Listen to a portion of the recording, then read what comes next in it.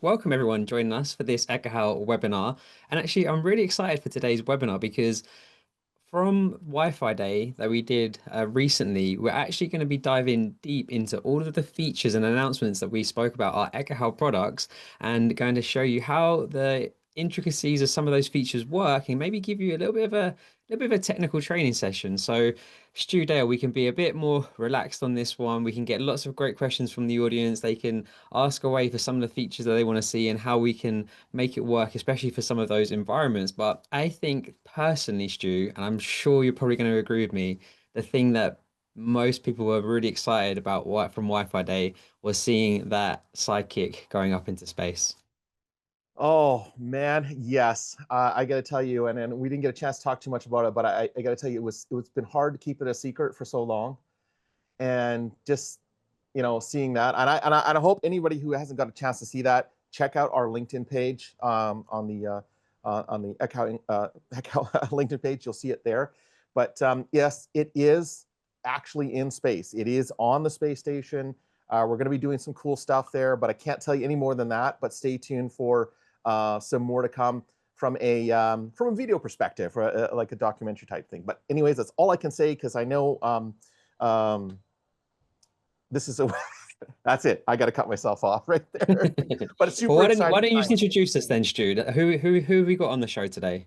Absolutely, right? So, of course, we've got the illustrious Matt Starling here, senior product director of director of product marketing at ECSE, and of course Dale Tyler, who's our lead for sales engineering on a global scale there. And it's always nice to have him on the line. And of course, myself, that's me, that's Stu. Most of you guys know me as a wireless Stu, and of course, I've been dubbed the obligatory sidekick Stu. Thank you very much, Matt. It's starting to stick now, and um, and that's Love where it. our speaker is a little bit starstruck this morning. This happened, anyways. So Oh, let's well, thank you, go on with thank you that. very So you much, know what, Stu. Matt? Yeah, thank you, Stu. So the things we're going to be covering today, if you missed it, the a quick highlight overview of the stuff we're going to be diving into today. So we announced that you can now do speed tests inside of the Ekahau Server application, and we're going to dive into that in a few moments' time. Then in the Analyzer application, we have brought out a new feature called Client Analysis, which helps you quickly understand how your device is performing on the network, their capabilities, are they connected to the right access point, and also some really nice expert level information that you can see about the device. Also, we announced a new type of license that has come out called Measure Pro that gives you access to both the survey and the analyzer application. So we'll compare that to some of the other models that we have as well. And then for our Ekahau AI Pro Online, we announced that there's going to be the capabilities to plan not just Wi-Fi networks using the browser-based solution that we have, but also plan for private 4G, 5G, Bluetooth, Zigbee, and ultra wideband. But I think one of the features that I know a lot of you in the chat and I've spoken to over the past couple of weeks have been really excited about is the advanced 3D modeling capability. So being able to design for some really complex environments, maybe some cruise liners, maybe some stadiums or some theatre lecture halls. And we are going to be showing you just how you can configure your environments using that today. And that is exactly what we're going to be covering. So we're going to start with speed test in the survey app, then client analysis, the license, AI Pro Online, and we're going to leave plenty of time for Q&A. So if I'm going through anything through one of the products and you have a specific question, please put it in the chat or Q&A, and then Dale or Stu will interject, and then we can have a little bit of a conversation about some of the things that we're seeing.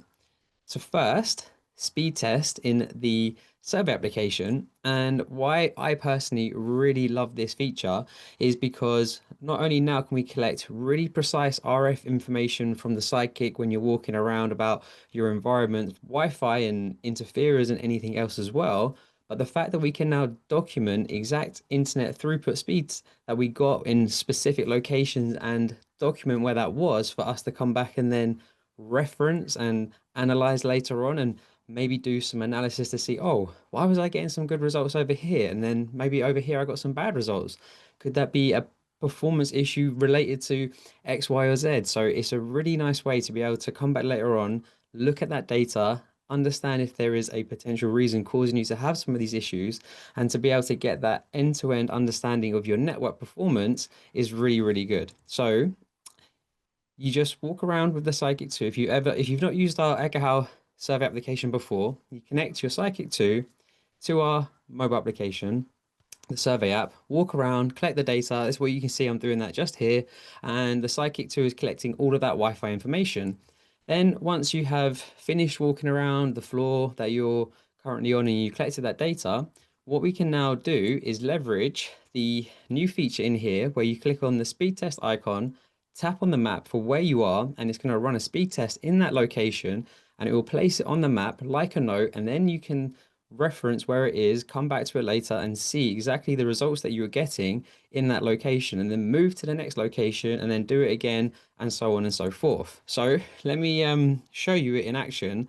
And you know what's quite funny? I was telling Stu and Dale earlier, I'm at the mercy of my backup internet line. My main ISP has been down since Sunday, and I just came home from the conference today, and I'm running on my backup internet line, which is nowhere near as good as my other one. So don't judge me too much for my speed test results that you're about to see.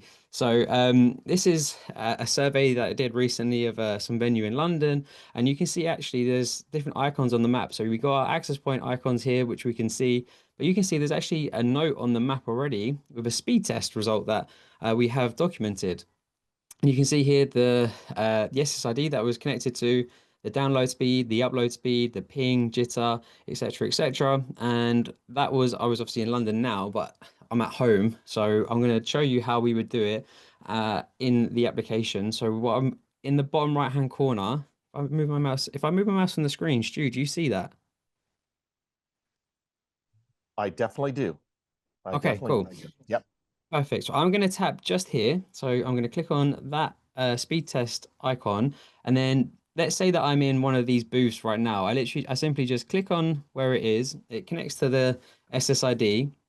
And then it starts to run the speed test. And it goes through the download first. And it's going to obviously just take a few moments to do this. So we'll let it download a little bit. It's been a while since I've checked my speed on my backup internet line, so I'm not sure what the upload's like. Oof. Yeah, not the best, not the worst. I've Well, definitely seen worse, it's, but it's doing pretty good. You're almost showing up in like less than 24 frames per second, so not your usual smooth self, but yes, you're doing pretty yeah. good. So we have that information collected now, and what I can do is I can click a save as note, and it puts it on the map as a note on the floor plan, which we can then come back to later on and then look and analyze. And if I wanted to as well, I can click on here again, and now down here in this bottom left-hand corner, what I can actually do if I wanted to run a speed test again, I can click on the icon here, and it'll run another speed test. And why it's nice that it's capturing this as a note is because we're going to be able to extract this data later on from a reporting perspective, so you can see like your average results throughout your speed test collected data throughout the floor plan, and that's really nice information. And if you also was at Wi-Fi Day where we spoke a little bit more about the speed test certified announcement, doing these kind of tests is going to be a little bit important for when you go to do some of those assessments in the future, but we can talk about that more at a later date. So that was a quick overview of the speed test in the survey app. Stu Dale, was there any specific questions that came Yeah, in around this? I got definitely one here. And I think, but I think you got the answer to this one. Will it show which AP the SK is connected to and all the relevant information? I believe that's That probably is it. direct towards the speed test.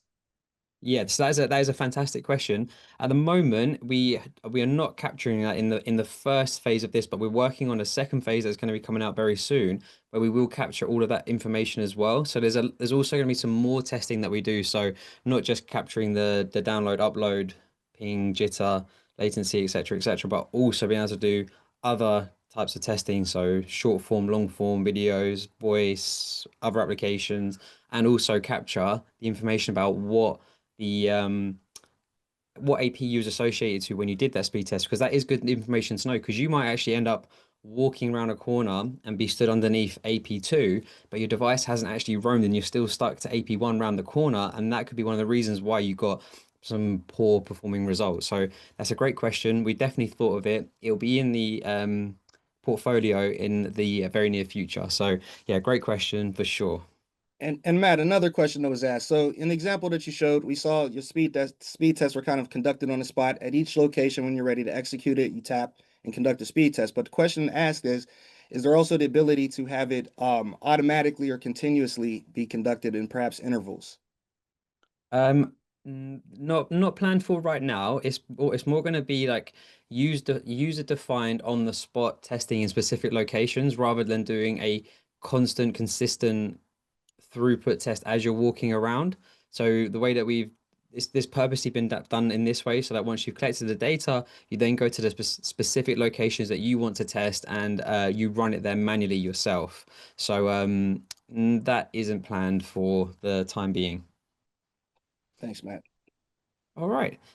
Well, that was the speed test in the survey app, and I uh, I don't feel like I necessarily need to maybe tell all of the lovely members of our audience watching the webinar today that there are a lot of factors out there that can cause us to have really bad Wi-Fi. And it could be a combination of any one of these things from poor design, bad configuration, outside interference causing us noise and problems with our Wi-Fi network. But I think one of the things that we can all agree on that causes us the most headaches with our Wi-Fi networks is actually our client devices. Now, don't get me wrong, sometimes our client devices they come in and they work fantastically. We have newer devices that maybe work really well. They support all the latest and greatest bells and whistles, features, etc., and will connect and work okay. But sometimes you've got to support some really old legacy devices, some scanners. Maybe you work in the medical industry and you've got infusion pumps and other things like that. And other types of verticals where you've got these really old devices. They cause you headaches on the Wi-Fi network. Sometimes the documentation about those devices they contain very limited information about what the devices actually can do. And it just makes your job as a Wi-Fi engineer or an IT manager to understand what these devices are actually capable of doing and how you should configure your network to make these optimal to perform on there are a really hard thing. So actually, we have a brand new feature. But before I talk about that feature, I like to just tell a little bit of a story first as to how this feature really, really would have helped me going back a few years ago, where we designed and deployed and validated a Wi-Fi network for a really large warehouse. And the Wi-Fi was working really well from the perspective of the mobile phones, the tablets, the laptops. We had no issues at all. Everything was working really well. However, the most important devices in the warehouse, the scanners, they were having some real bad issues on the network. And effectively, what was happening is that these client devices, as users were walking around, they were getting disconnected from the Wi-Fi, and they were just basically when they got disconnected, it was a real it was quite intense because the scanners would make a loud beeping noise to inform the user that they've lost their connection. And when they lose the connection, it also loses any inventory of stock that had been scanned but not like saved. So the users were getting super, super frustrated with this. And I'm going to just cut a long story short. And the reason why these scanners were having these random disconnect issues was actually because they didn't support something that was called 802.11v BSS transition, and the scanners really didn't like getting sent this disassociation imminent frame, which you can see just on the screen here. But because with 802.11v, what happens is the infrastructure tries to take the control back from the client device to say, hey, Mr. Client device, it looks like your signal or your connection isn't so great when you're connected to this access point here. I've got a neighbor or a friend that can probably give you a better connection. So, hey, why don't you go and roam to that access point? And well, actually, these scanners, they were pretty happy with these lower thresholds of being connected with a poor signal strength and signal to noise ratio and MTS rates, etc., etc. And they're sending such low amounts of traffic of data that it was fine that they was happy to be connected at that point. So what was happening is when they were getting sent this disassociation imminent, the device wasn't ready to go and start looking for other access points to go and associate to. And when it got kicked off and then had to go and panic scan, find another access point to go and associate to, it took a really long time for it to happen. And in the back end, the application was struggling to catch up and process the things that have been scanned. Long story short, we disabled 11V on one of the SSIDs that the scanners were connecting to. And then since then, touch wood, no issues with the Wi-Fi network from the scanner's perspective or the other client devices. But how did we get to that point? So this was going back quite a few years ago now, and one of the things that we needed to do was a wireless packet capture so we could perform protocol analysis. So how do we do protocol analysis and wireless packet captures? Well, you need a device like the Sidekick 2, for example, that can capture frames over the air.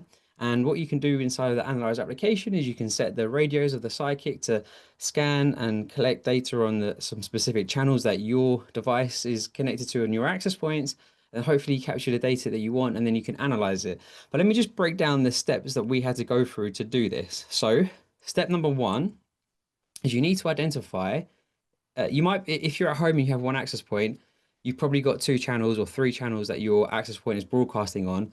However, if you're in a warehouse or an office and there's multiple access points around you, you need to verify what the client device that you're troubleshooting or going to be troubleshooting is connected to on the access point around you. And you might have a few access points around you. So you might want to set your Sidekick to scan on a couple of the channels, but the Sidekick 2 has four Wi-Fi radios. So that means you can capture simultaneously on four channels at the same time, which is what I highly recommend, because if you go on more than four channels at the same time, then sorry, if you go for more than four channels, it means that the Sidekick radio is going to go to one of the channels for a period of time, then they move to another channel, then they come back. And Wi-Fi frames are sent so fast that you really want to make sure you've got a dedicated radio of your capture device on the channel that you're working with. So once you've done that verification, you're going to make sure that the device is connected to that access point, and then you're going to start the wireless packet capture for a period of time, and to a point where either you know you've captured the issue or hope that you've caught the problem.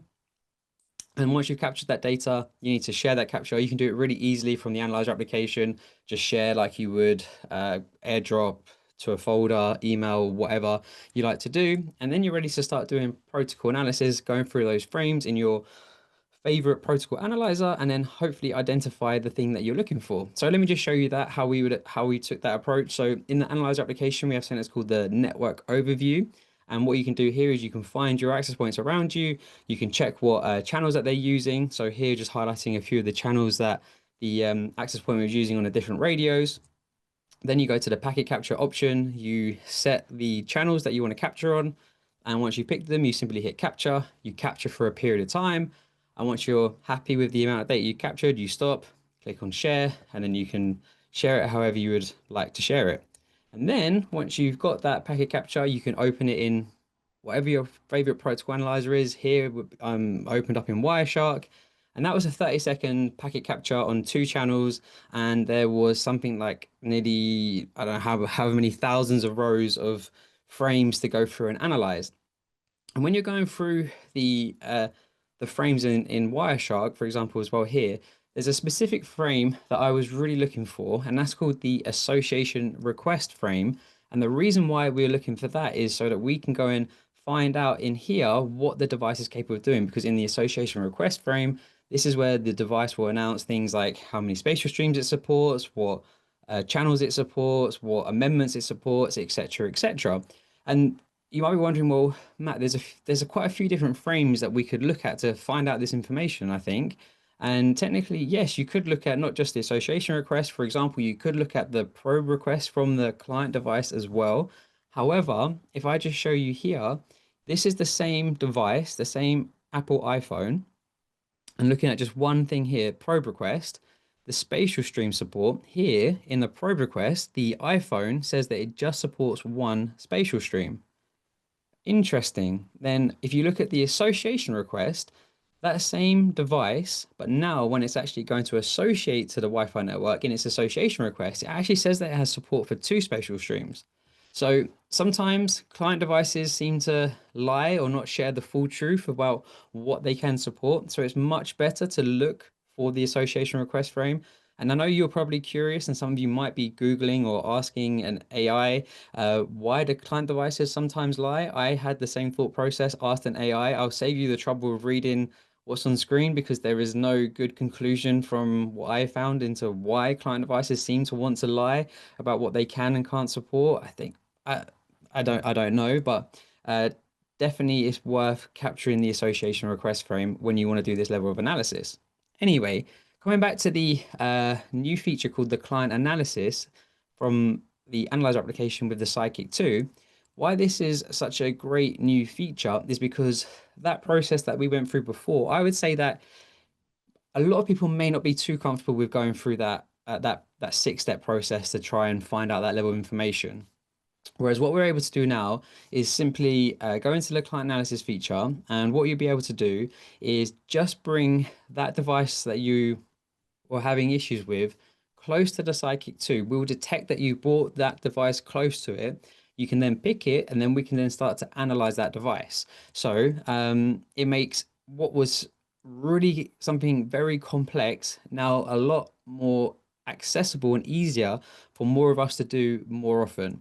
So basically, just going to show you what we did here in a little video. I'm going to jump to a live demo. So Troy, he just brings the client device close to the Psychic 2. When the device gets close to the Psychic 2, we have a list of the devices that we can see, and then you pick that device. And actually, I want to go to a live demo now because I want to show you this bit live. And I want to, let me just stop my share and start it again on that. 1 second. And Matt, the chat, I'm sorry, the chat, but the Q&A was blowing up there for a little bit. We had and a number, I think Dale and I have been like hammering away at the questions. But Okay. I think this is where it's really going to get into because they're all wanting to see this live demo right now. So this is good. Okay, well, I'll do the live demo, and then once I've shown the live demo, then let's try and answer some of the things from the Q&A or the chat if there's anything else specific there. So Yeah, if you've absolutely. not seen if you've not seen our analyze application before, this is what the home screen looks like. And I'm simply going to choose, if you see down here, this bottom option called client analysis. So I'm going to click on this, and then what happens is the Psychic starts to scan. You start to see the devices in the environment. And now, just a quick personal preference tip here. I like to click on this option in the top right hand corner. This turns it into the table view, which you can configure to see what columns you want to have here. And what I can do now is if I bring my iPhone close to my Psychic, let me just figure out what my MAC address is. So you can see here, this is my, I'm just got my phone here. I'm just bringing it close to the Psychic 2. This is my device. Now I simply click on it, and I want to talk a little bit about what's actually happening in the background as well. Is now when you select a device from the list, from that list, what we actually do is we dedicate one of the radios from the Psychic 2 to the specific channel that the access point and the client device are talking on. So we can see here that the distance from the client to the Psychic is very close. You can see the MAC address for the client device and then the SSID and the access point address that you're connected to as well. And then on the top right hand corner, we can see the channel that we're associated to. We can see the channel width, the encryption, the if management frame protection is enabled, the minimum basic rate, and the primary and secondary coverage, and the SSID. And you can click on any one of these little eye icons, and it's going to tell you some more information about the specific thing you're looking at. And what's nice about this is you can identify just from looking at this straight away if you maybe have a sticky client issue. And what I mean by that is if, for example, here my device could potentially be connected to an access point and it could have a poorer or a weaker signal strength from primary coverage versus the next best AP. And what that indication would be is that my client device has hung on to a connection for a access point round the corner, and I haven't roamed to the next best access point. And I could be sending my data at lower data rates and poor MCS. So that's one thing that you can identify straight away from just looking at this. But now, the super cool stuff, I'm just going to scroll down slightly. At the moment, you can see everything here is non-applicable. And the client capability stuff, let me just talk about that in a second, because I just want to explain what we need to do now to make this work or give this the best chance of working. So, before I said we need to capture the association request frame to get the best chance of getting the right amount of information from your client device. So what I actually need to do is toggle my Wi-Fi off and on of my iPhone and or any device that I bring close to the Psychic, and hopefully we catch that association request frame. And like I said before earlier, when you're when you're looking at frame exchanges in protocol analyzers, you see how fast Wi-Fi frames are actually sent. You may have to go through this process a couple of times because it may just miss the association request frame because it's sent so quickly. So you might have to just toggle your Wi-Fi off and on, and then you'll start to see that information. So I just did it there, and then I thought it didn't work, so I've just t turned it off and on again. So now I'll be a little bit more patient to see if it caught it. So give it a second. Hey, Matt, this actually brings into kind of a quick question here while you're doing that is the question would be is that I don't have to be very close. I don't have to have the device very close to the Sidekick at this time, right? I mean, it could be just kind of off or a little bit a ways. It doesn't have, you did it because you wanted to see how close you were, right? Like to grab onto it at the top of the table. Yeah, good point there. You don't have to be super close, but I do think it gives you a bit of a better chance if you bring the device closer and you do go through this process. So you can be slightly further away, or you can bring it right close to it, and then you can filter from the list. Like if I was to back out of this client device here, I can scroll through, I can see all of the different client devices, but we also have a search option here, so you can actually search for a specific device if you wanted to as well. But it just makes it a bit easier when you can see it right here. Was that, yeah, that's the device. Okay, let me just go through this process again. Okay, so now you can see here the channels that my device supports. So what is a really nice thing to see here that is interesting is sometimes you will find that some client devices they don't support every single 5 gigahertz channel or every single 6 gigahertz channel, for example. So if you've configured your network in a way that maybe you've turned on, let's say that my device didn't support channel 144 and you've configured some of your access points to use channel 144, as my device passes by those access points on channel 144, my device wouldn't even see that access point. So this is a great way to troubleshoot or even to design a network to make sure that you're configuring your infrastructure in a way that is going to work with your client devices. Then we can see some other stuff here like the maximum channel width, the support for 6 gigahertz. We get that in if I was connected on a 6 gigahertz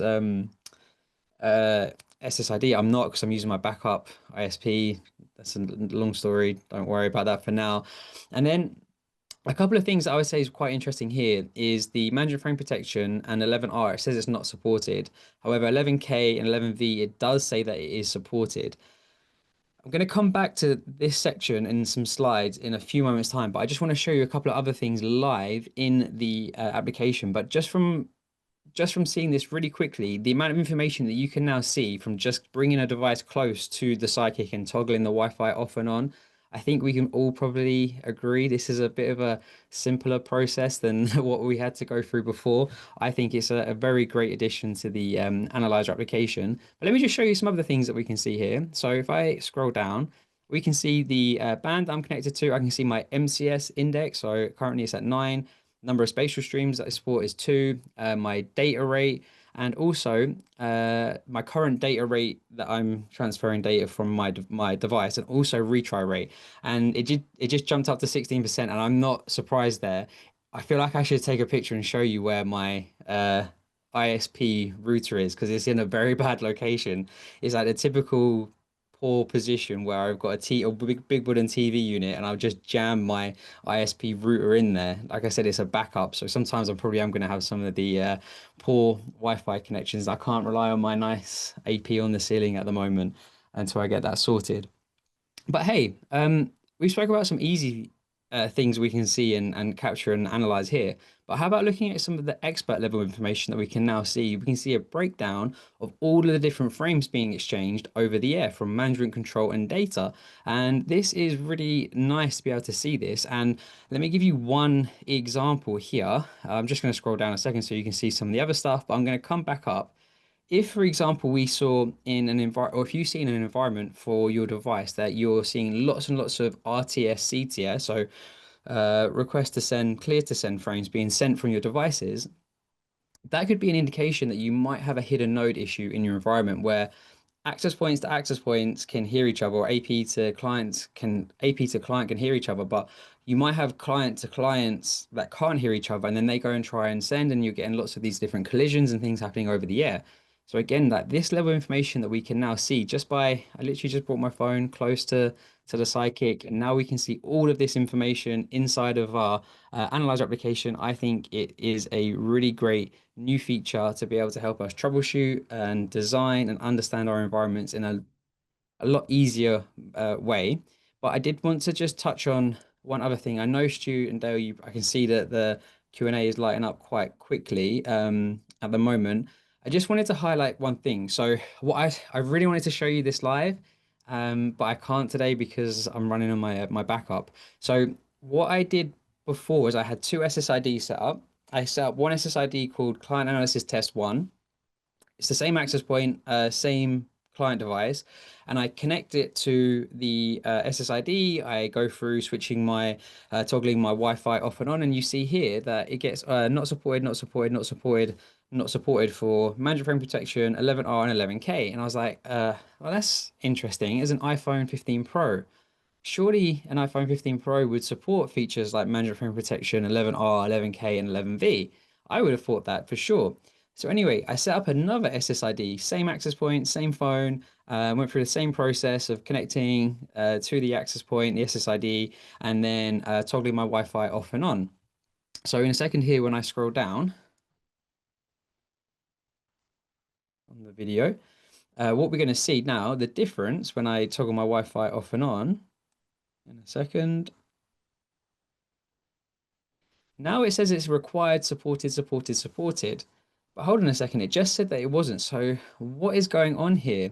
And if I just show you a side by side, what I've really learned from this process of working with the developers on this feature is client devices will lie even in the association request frame. And what actually happens is the client devices, what they will do is they will actually just try to mimic what the SSID is configured to do. So if you set up an SSID with management frame protection disabled, 11R disabled, the client device is like, yeah, no worries, Stu, I don't support that. Let's just get connected and get going, whatever, I don't care. Whereas if you've got a capable device and a SSID setup that supports everything, then it will say that it supports everything. And this is important for you to know. And we call this out in this text bubble here as an important note that if you want to get the best possible results for doing this type of testing and analysis, you should really set up an SSID that has everything enabled. So 11R, K, V, management frame protection.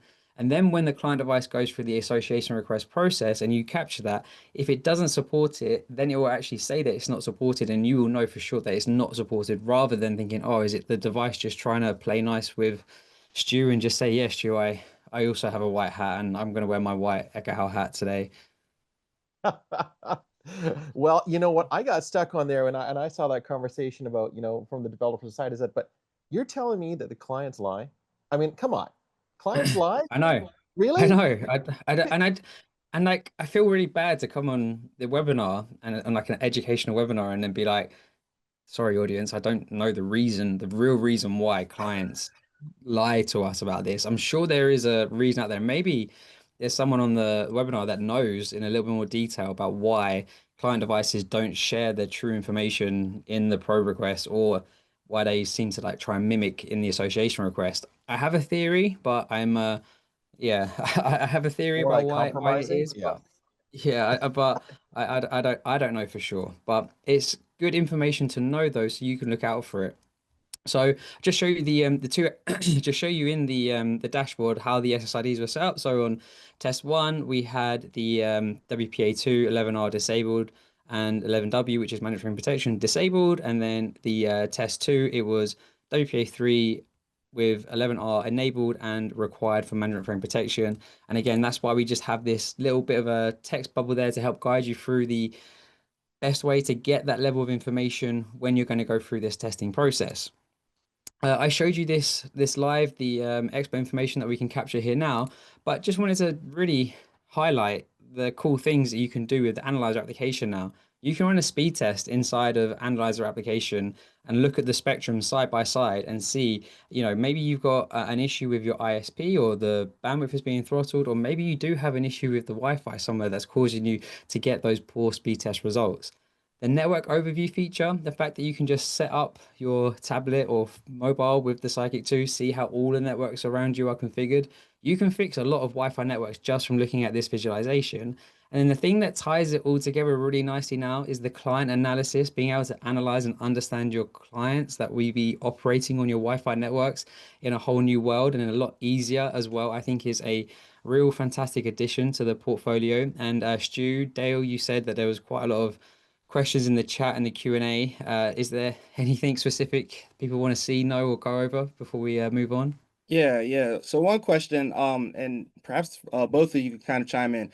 So recently I was showing this feature client analysis at an event, and a question that popped up kind of reminded me of that. So, um, the question was at the time, at least, can we use client analysis to determine the offset, client device offset when we're accounting for that? But I think that could be kind of tricky, mainly because of from whose perspective are we reading that RSSI value, and is it the same AP in scope? But it does seem like that'd be a nice capability. Can you kind of talk about that as far as using client analysis for offsets? Good. It's a good question. I haven't necessarily thought about it too much, but I guess like we might I would say we might be able to. I'd have to look at the data, but typically when you're doing an offset, you want to see on the two different devices how they're hearing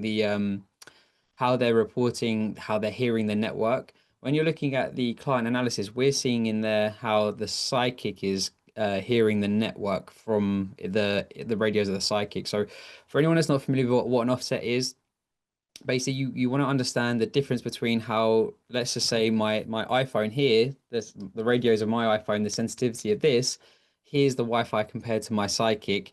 The Psychic is probably going to have better sensitivity since we have bigger, larger radios and antennas. So let's say, for example, my Psychic here's on 5 gigahertz, 6 dBs better than my iPhone. What you can then do in the Ekahau applications, you can configure an offset to then bring the heat map visualization more in line with your client devices. So it's a good question. I would do a little bit more research, but I'd probably be inclined to say that it's something that we might be able to do. But for now, I would probably still recommend that if you use an iPhone like Airport Utility or something like that to see how the iPhone is reporting RSSI measurements versus how we're capturing it there. Thanks, Matt. And one more question. This goes back to whenever you were talking about speed test functionality within a survey application. But can you just clarify? We did answer in the Q&A, but can you clarify from what device's perspective is the speed test being conducted? Yeah, so the speed test will be conducted from whatever the survey device that you're using. So if you're using a iPad Pro from 3 years ago or the iPhone 17 that you've just purchased or an iPhone Air, it's always from the perspective of the survey device. The Psychic 2 is a completely passive only device. The radios in the Psychic 2 do not connect or associate to any Wi-Fi networks. They just scan and listen to what's going on. So the speed test results will be from the survey device that you're using during the survey phone or tablet. Thanks, Matt. No worries. Well, let's quickly touch on the new license model that came out then, the Measure Pro. So what the Measure Pro license gives you access to is the survey and the analyzer application, the two mobile apps that I've just shown you earlier in the webinar. And that is a nice licensing model that you can give to your network engineers, that field technicians that need to go out, they need to collect RF data, or if they need to go and troubleshoot specific things, they can now have access to that. And if we compare the difference between the full product suite versus the Measure Pro, the full product suite would be for people that need to do designs and network optimization, analytics, generate reports, obviously do collect data themselves and do some troubleshooting versus the Measure Pro. This gives you access to collect survey data, troubleshooting, and of course you can get firmware updates as well. So that covers the speed test and survey app, client analysis and analyzer, and our new licensing model. And I really want to spend the rest of the webinar now talking about Ekahau AI Pro Online because we've got some really cool, nice things to show you in here.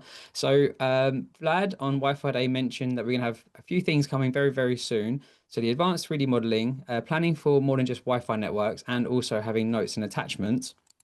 So the advanced 3D capabilities is going to be able to design for really complex environments, stadiums, cruise liners, theater halls, you name it, you'll be able to do that. So actually, I don't want to just show you slides. I'm going to show you some live demos. So first of all, here is the cruise liner that Vlad showed you on Wi-Fi Day before. So he shared the file with me.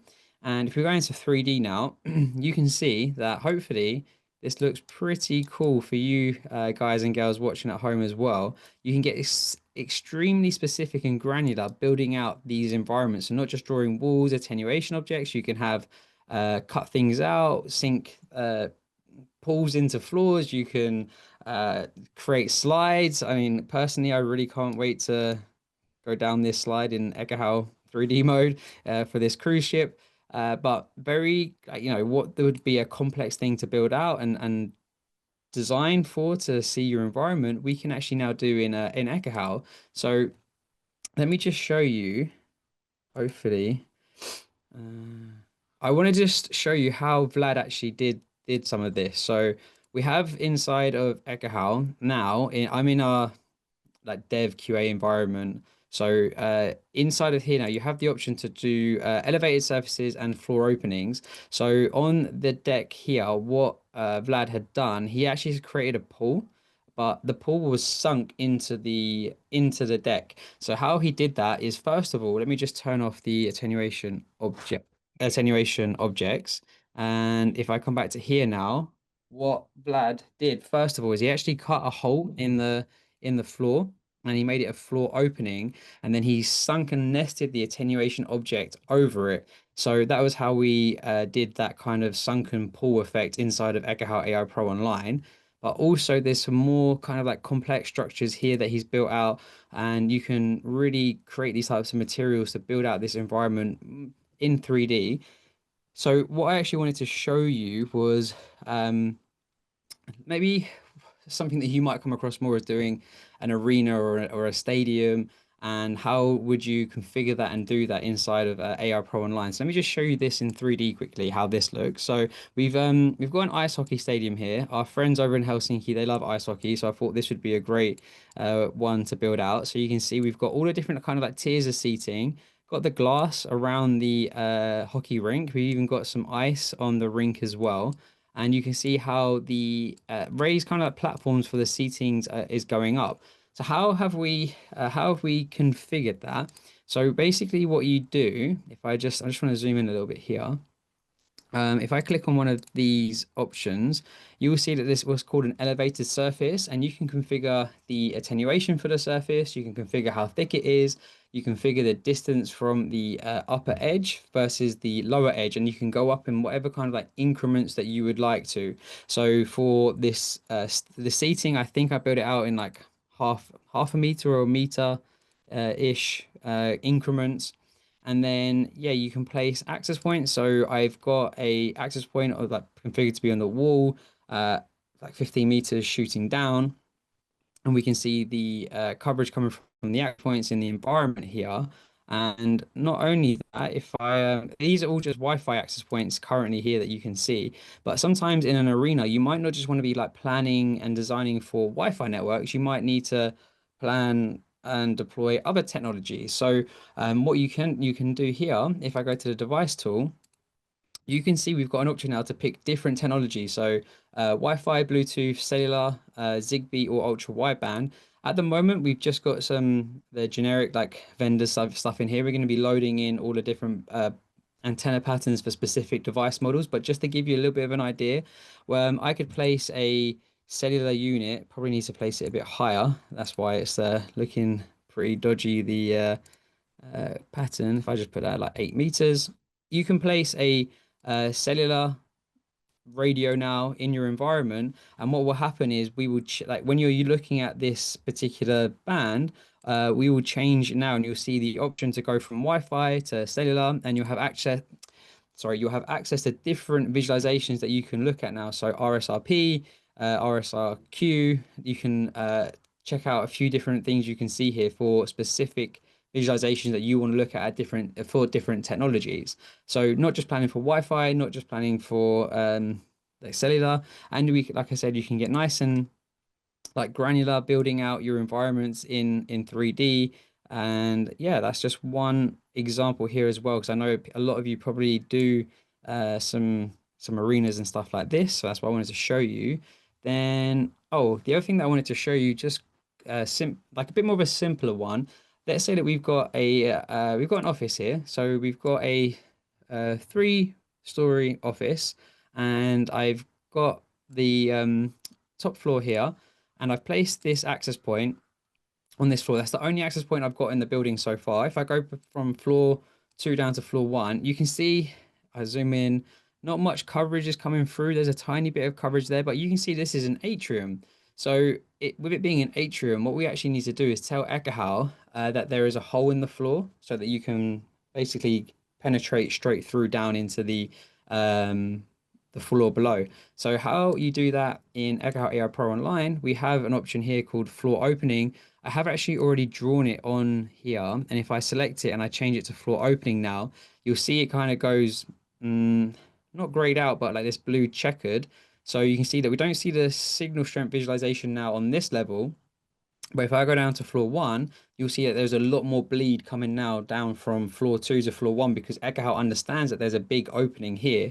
And if I go from floor 1 to floor 0, you can see it's not really seeing too much, but there is an atrium just above us that I haven't actually configured yet. I wanted to do that together live. So if I come back to the floor opening tool, and I can just simply just draw it here for the atrium. And then once I finish, and if I then go back to the select tool, I can go down to the floor 0, and you see the coverage is coming all the way down now from floor 2 through floor 1 and down into floor 0. Just trying to keep one eye on the chat whilst I'm going through some of these things. Was there any thing specific, Stuart Dale, that came in?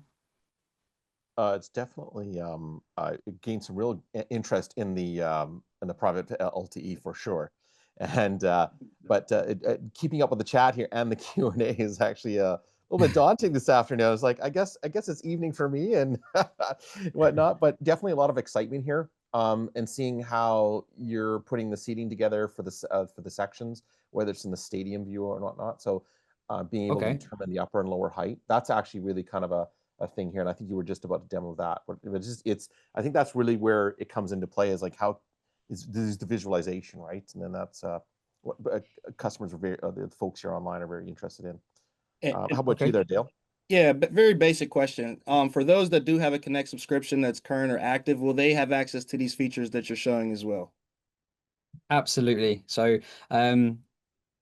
Vlad might not be too happy with me sharing when this is likely to be out, but I've been told in good faith that early next week, anyone that has an active Connect license, when you log into AI Pro Online, you'll be able to access these advanced 3D modeling capabilities. So, yeah, keep an eye on some Ekahau channels next week. We're expecting this to be coming out of QA into the production environment early next week. The multi-technology planning for 4G, 5G, Bluetooth, ultra wideband, that is planned for more towards the end of October, still maybe early November. So yeah, if you've got an active Connect subscription, you get access to using this in Ekahau AI Pro Online, all included for free. And Stu, you mentioned a good thing there that I did want to do a demo.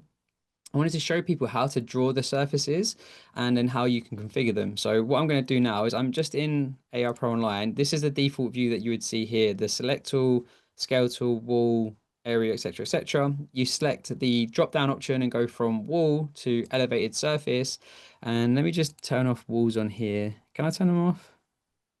Hi. Let me go to select, and then I want to disable the walls view and the areas just to make it a little bit easier for everybody to see. All right, brings it back on. Never mind. Okay, so I'm going to draw. I'm not going to draw every single level of the seating, but I'm going to draw the stage.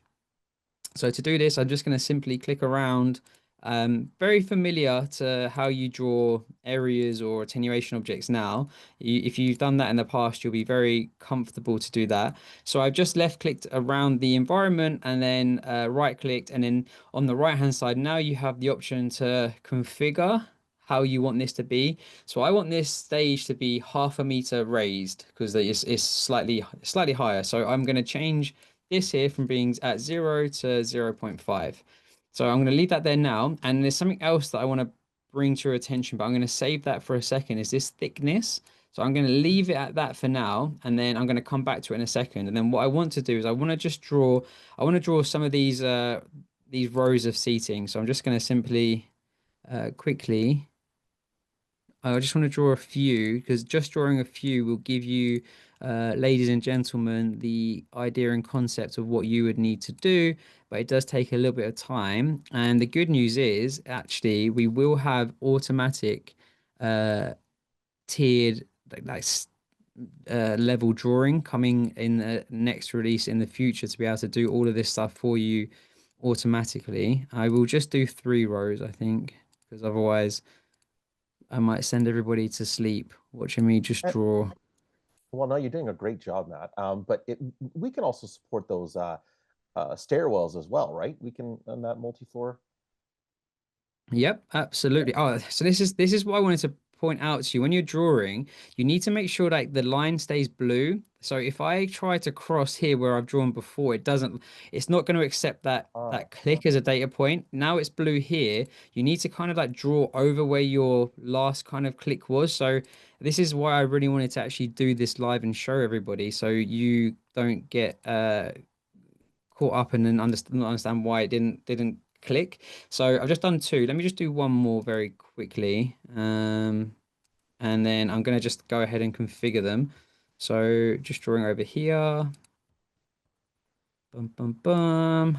I should really put on some elevator music or something in the background whilst I'm drawing, so I'm not trying to make small talk well, whilst I mean, I don't know about you, Matt, but anytime I'm doing stuff like this, I actually have a playlist that I play in the background. It's Time to Design, and uh, I think it's got a few good tunes of yours I've actually collected over the last little while. But Okay. it's always good to have some tunes in the background, some kind of house music, just to kind of set the tone and of what you're designing for. And you'd be surprised how fast you actually can be.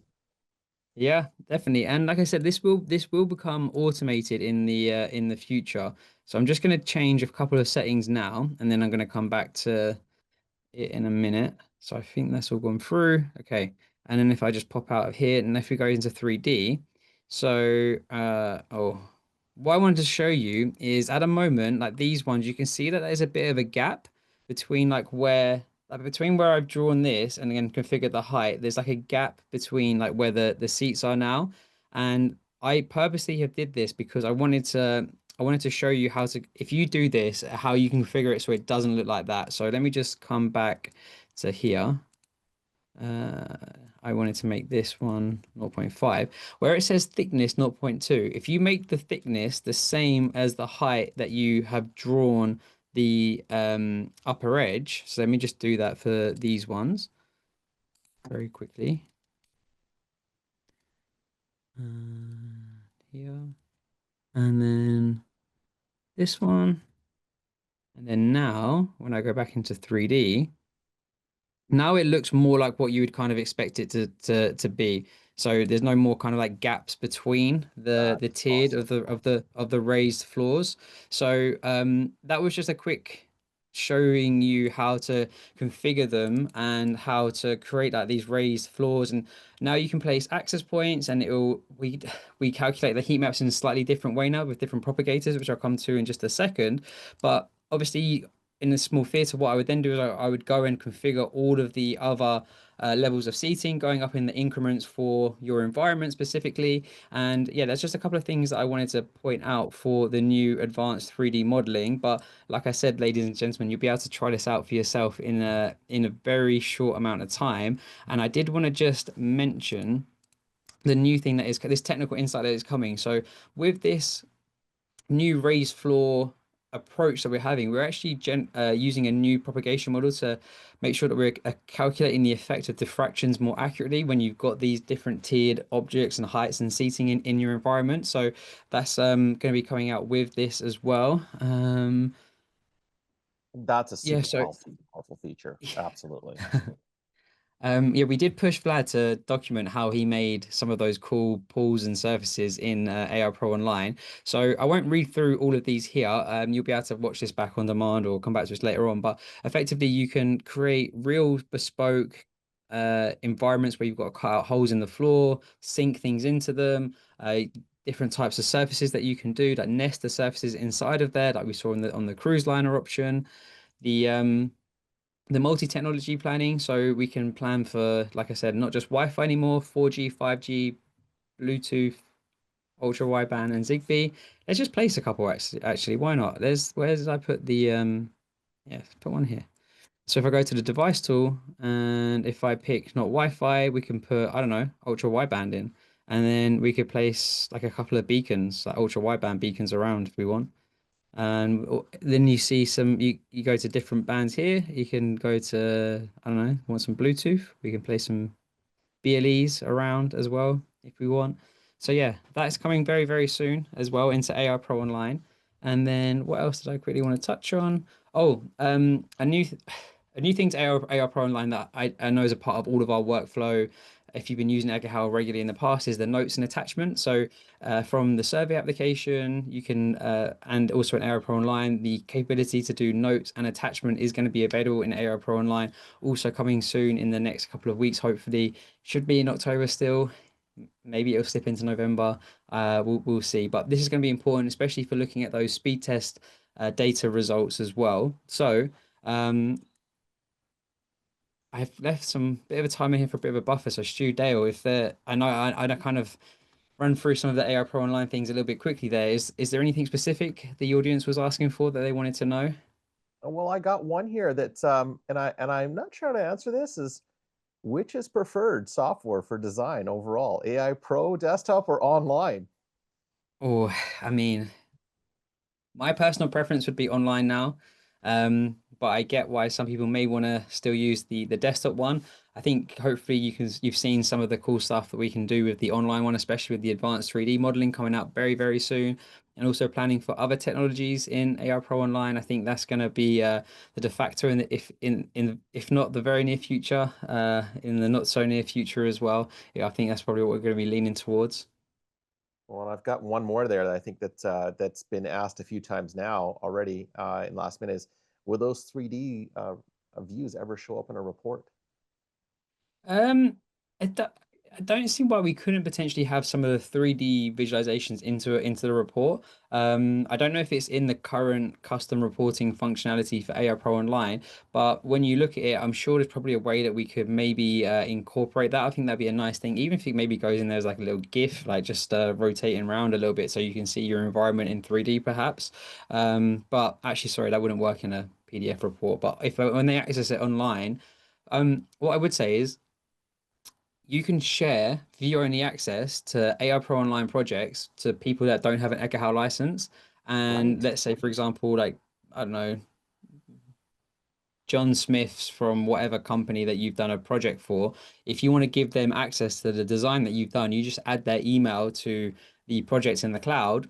They get a notification. They then have to get a one-time password to securely access that link, and then they can see how you've designed the network, where you place the access points. They can view it in 3D themselves and play around in AI Pro Online, moving the environment about. They can't make any changes to any of the things that you've done, but you can share that and they can view it in 3D. So that is kind of a way of reporting the fact that they get access to it, even if they don't have an Ekahau license.